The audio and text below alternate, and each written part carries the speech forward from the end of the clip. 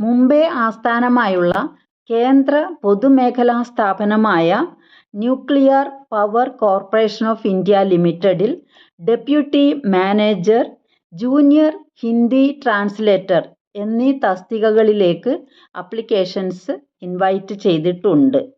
122 വേക്കൻസീസാണ് ഇതിനു വേണ്ടി സെറ്റപ്പാർട്ട് ചെയ്തിരിക്കുന്നത്.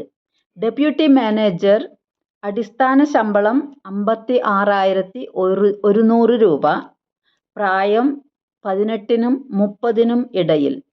ജൂനിയർ ഹിന്ദി ട്രാൻസ്ലേറ്റർ അടിസ്ഥാന ശമ്പളം 35,400 രൂപ, പ്രായം 21-നും 30-നും ഇടയിൽ.